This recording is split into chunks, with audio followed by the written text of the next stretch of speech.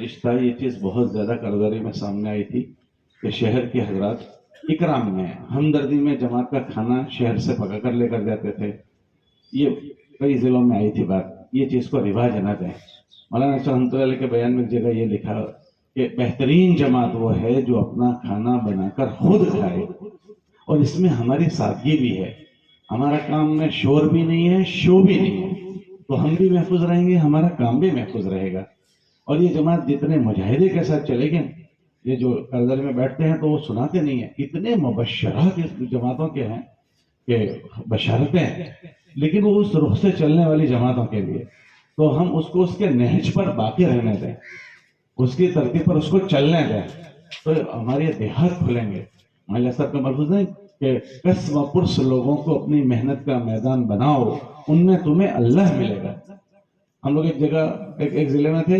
ایک ساتھی آ گئے ایک دوسرے ضلع کے. میں نے ان سے پوچھا کہاں جا رہے ہو تم؟ یہاں وہ ایک کام ہے. کس کام ہے؟ فلاں ایک جماعت چل رہی ہے، مجھ سے ملنا ہے. میں نے کہا کیوں، خیریت؟ میری آج اللہ کے نبی علیہ السلام سے زیارت ہوئی، کہا اس جماعت کو جا کر میرا سلام پہنچا دو. عجیب و غریب مبشرہ. ایک ضلع میں ہم لوگ کارگزاری میں بیٹھے تھے، فارغ ہو گئے تو واپس جا رہے تھے. ایک ساتھی ساتھ میں آ گئے. خیر خیریت سنانے کے بعد کہنے لگے کہ میں نے عجیب و غریب خواب دیکھا. کیا بات ہوئی؟ کہ جی ہم لوگ جماعت تھی ہماری خود کی، ایک مسجد میں ٹھہرے تو ہم کو نکال دیا. تو ہم لوگ رمضان کا مہینہ کسی موقع پر تھا تو ہم لوگ شہر کے باہر جا کر ایک بستی وہاں ٹھہر گئے. تو جس کا مکان تھا اس نے شہری کے وقت میں کین لٹکائی اور ہمیں کچھ کھانا دیا اور ہم صبح اپنی جگہ سے چلنا شروع ہو گئے. تو تھوڑی دیر ہوئی کہ امام صاحب دوڑتے بھاگتے ہوئے آئے. ہم سمجھے پتہ نہیں کیا مصیبت آ گئی. اس نے تو مسجد سے نکالا ہے ہم کو.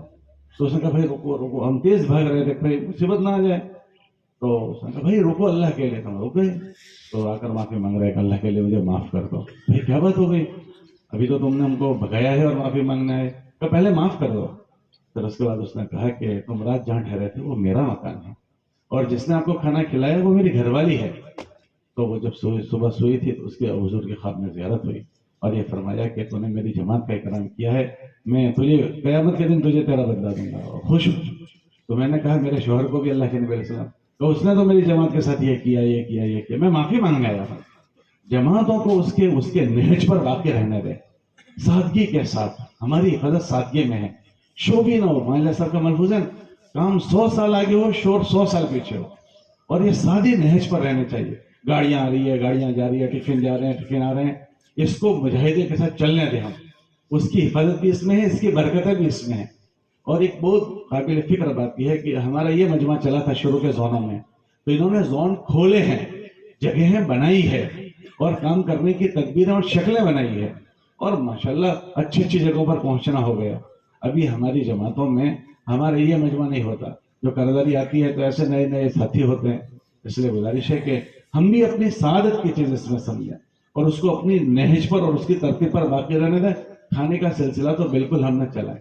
ہاں جس بستی میں ہیں وہ بستی والوں میں سے کوئی اکرام کرے تو الگ بات ہے. حضرت کے بیان میں حضرت نے فرمایا بہترین بستی والے وہ ہیں جو جماعت کو کھانا نہ پکانے دیں اور بہترین جماعت وہ ہے جو اپنا کھانا خود بنائے. اس لیے گزارش ہے کہ یہ جو چیزیں پیش آتی ہے اس کو ہم بڑھائیں نہیں، اس کو اس کے اچھے صحیح رخ پر باقی رکھنے کی ضرور فکر کریں.